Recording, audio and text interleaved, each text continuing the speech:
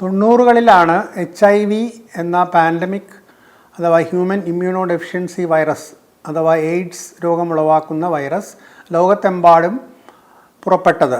അതൊരു പാൻഡമിക് ആയിരുന്നു. യഥാർത്ഥത്തിൽ കോവിഡിന് മുമ്പ് നമ്മൾ അഭിമുഖീകരിച്ച വലിയ ആരോഗ്യ പ്രശ്നങ്ങളിലൊന്നായിരുന്നു HIV പാൻഡമിക്.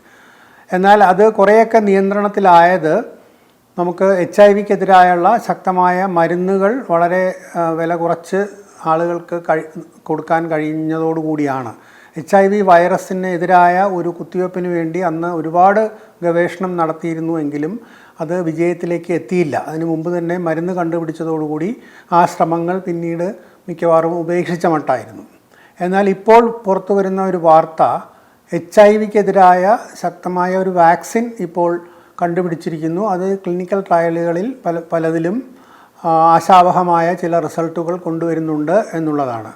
അപ്പോൾ അതിൻ്റെ അർത്ഥം, പക്ഷേ ഇതിലൊരു പ്രശ്നമുള്ളത് ഈ വാക്സിൻ ആർക്കൊക്കെ കൊടുക്കും എന്നുള്ളതാണ്. കാരണം HIV ഒരു ജീവിതശൈലി രോഗമായതുകൊണ്ട് ആ പ്രത്യേക രീതിയിലുള്ള റിസ്ക് ആയിട്ടുള്ള ബിഹേവിയർ ഉണ്ടാവുന്നവർക്ക് മാത്രമേ ഇത് കൊടുക്കേണ്ട ആവശ്യമുള്ളൂ. അങ്ങനെ വരുമ്പോൾ ഈ വാക്സിൻ എൻ്റെ ചെലവ് സർക്കാരുകൾക്ക് താങ്ങാൻ പറ്റുമോ എന്ന ചോദ്യവും ഉദിക്കുന്നുണ്ട്.